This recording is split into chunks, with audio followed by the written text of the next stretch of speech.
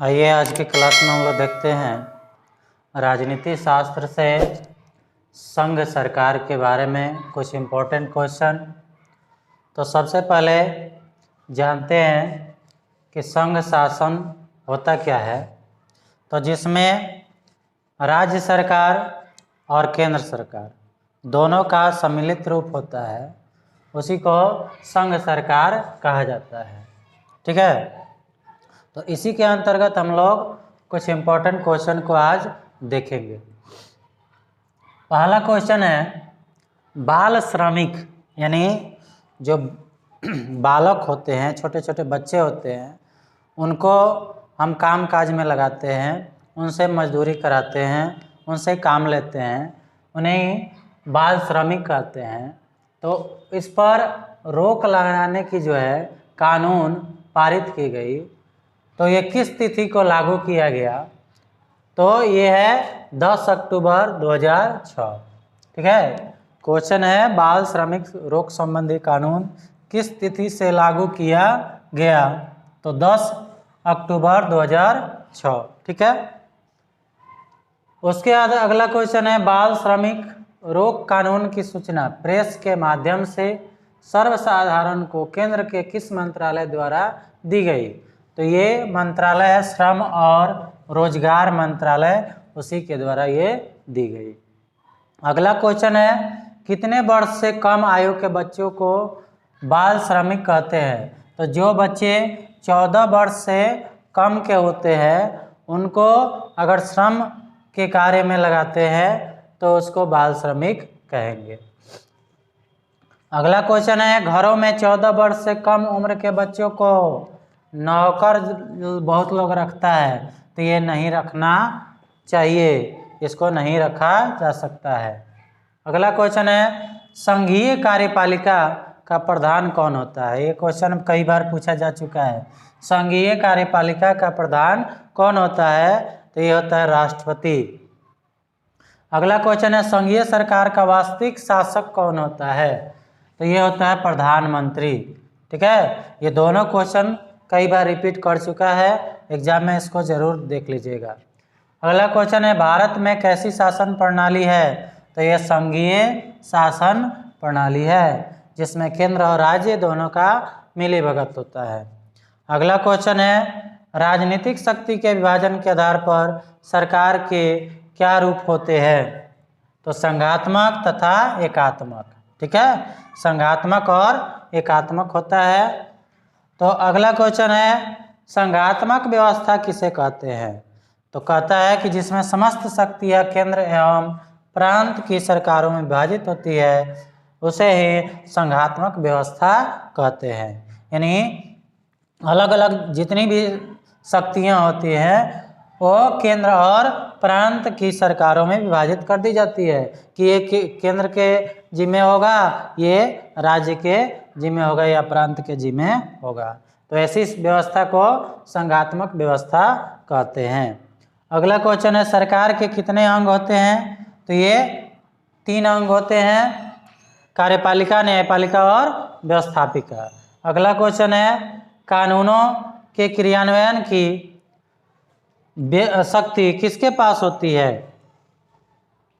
कानूनों के क्रियान्वयन की शक्ति किसके पास होती है? तो ये कार्यपालिका के पास होती है। ठीक है, कानूनों के क्रियान्वयन के। उसके बाद सरकार के निर्णयों को कानून का रूप कौन प्रदान करता है?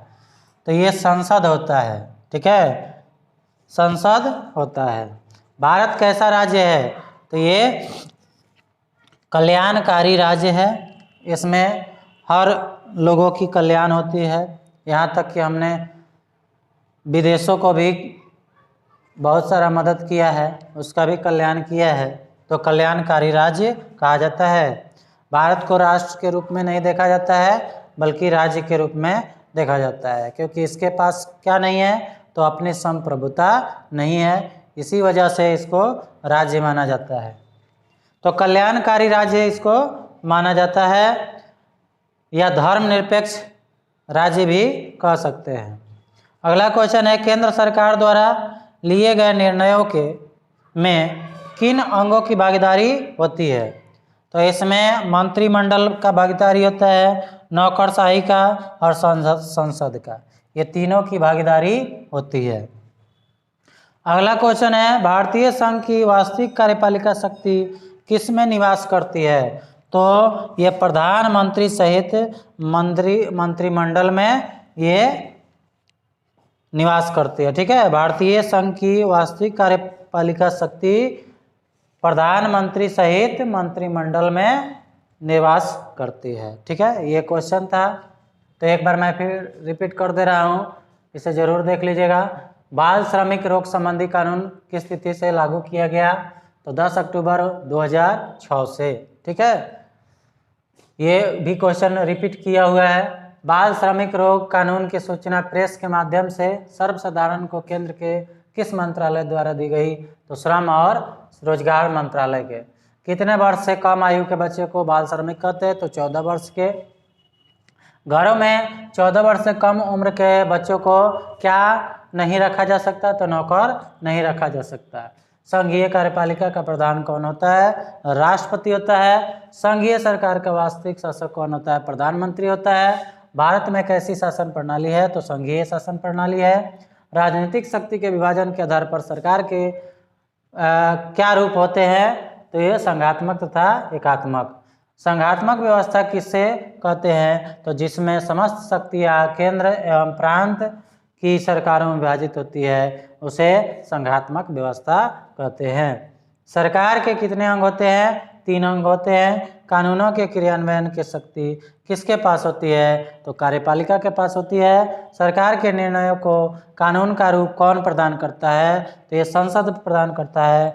भारत कैसा राज्य है? कल्याणकारी राज्य है। केंद्र सरकार द्वारा लिए गए निर्णयों में किन अंगों की भागीदारी होती है? तो मंत्रिमंडल, नौकरशाही, संसद, तीनों की ये भागीदारी होती है।